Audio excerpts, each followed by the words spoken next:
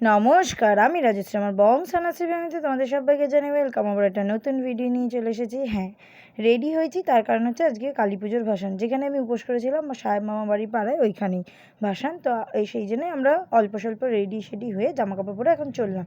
চলার আগে ওদের নাকি রিলস করতে হবে, সেই জন্য ওরা রিলস করছে। এই যে এখন মণি, এটা আমার মাসি, হ্যাঁ আমি মণি বলে ডাকি।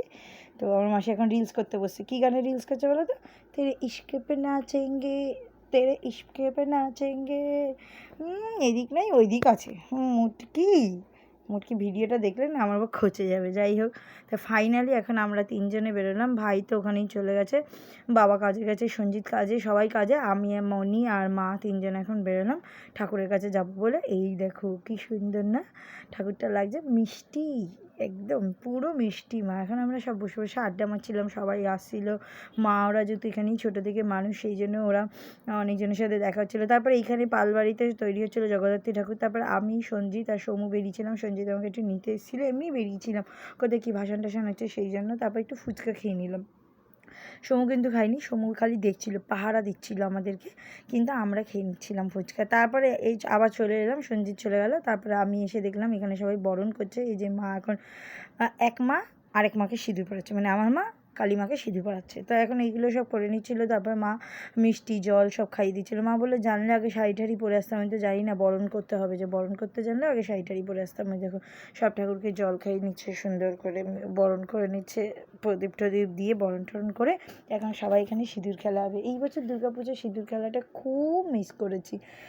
সেই মাকে বরণ করার পর মা, জেঠি, দিদি সবাই ওরা সিঁদুর খেলতো, আমাদের সবাইকে সুন্দর করে লাগিয়ে দিতে খুব মিস করেছি। তারপর আমাকে বললাম সুন্দর করে, তারপর আমি প্রণাম করে নিলাম ভালো করে, যাতে আশীর্বাদ করে মা সব কিছু যাতে ভালো হয়, সব কিছু যাতে তাড়াতাড়ি ঠিক হয়ে যায়, সেই জন্যই প্রণাম করে নিলাম। আর মাও যাতে ভালো থাকে সেটাও বললাম। তারপরে মা আমাকে একটু সিঁদুর পরিয়ে দিচ্ছিলো। দেখো একটা ছোট্ট ফোঁটা দিল, একটু লম্বা করে দেবে তা না, একটা ছোট্ট ফোঁটা দিল।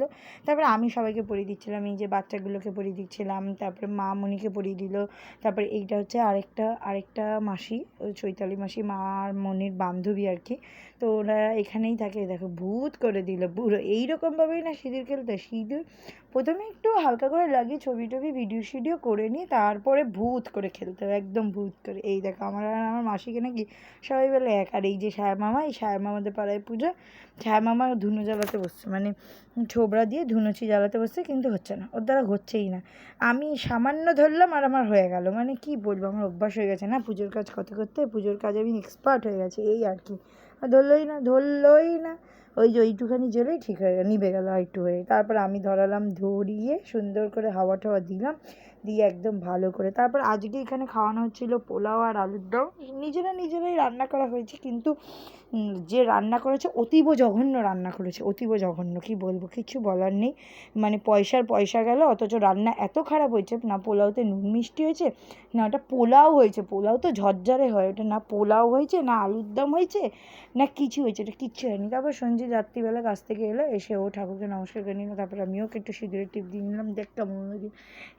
এবার এখানে নাচ গান হবে, এখানে নাচানাচি হবে, কি মজা। আগে সবাই খেয়ে দিয়ে নিক।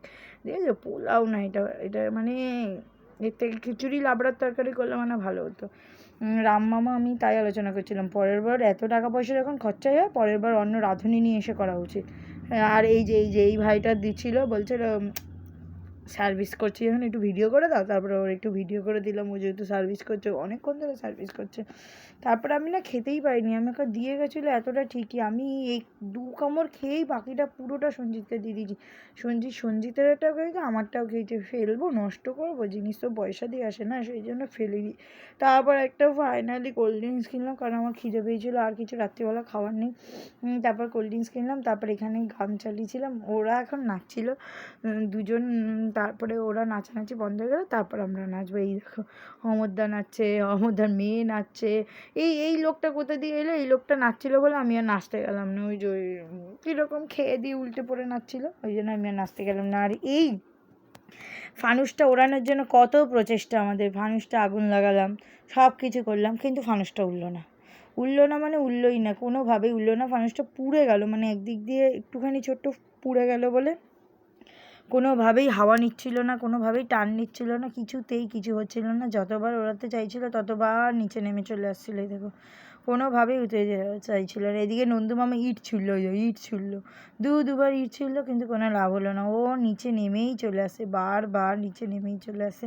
তারপর ফাইনালি সবার খাওয়া দাওয়া কমপ্লিট। এখন মাকে বিদায় দেওয়ার পালা। আসছে বছর আবার এসো, বছর আবার এসো মানে।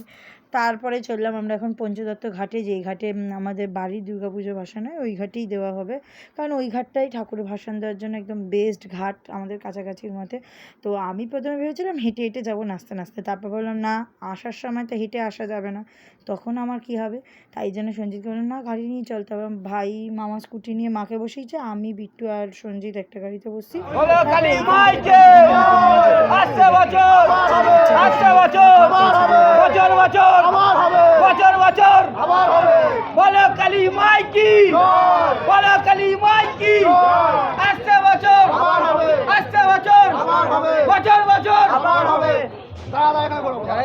এই দুটো হলো এক হয়েছে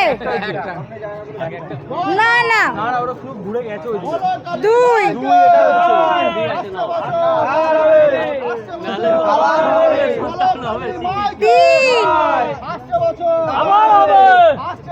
তিন চার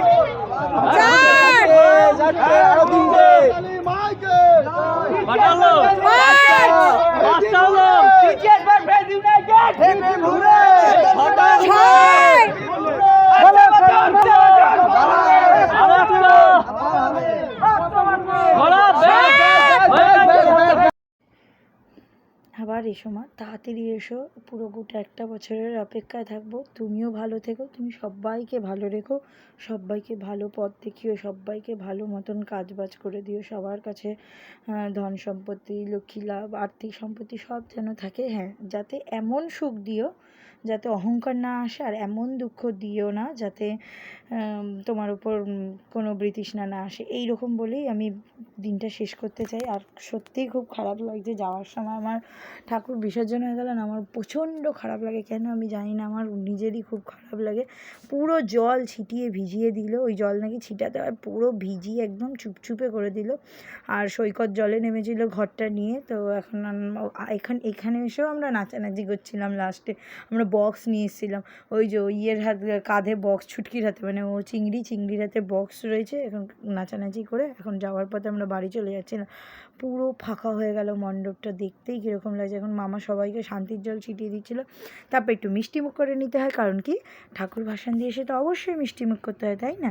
সেই জন্য মিষ্টিমুখ করে নিচ্ছিলাম। ভিডিওটা ভালো লাগলে লাইক, শেয়ার, সাবস্ক্রাইব করে দেবেন। সবাই ভালো থাকবেন, সুস্থ থাকবেন। রাধে রাধে।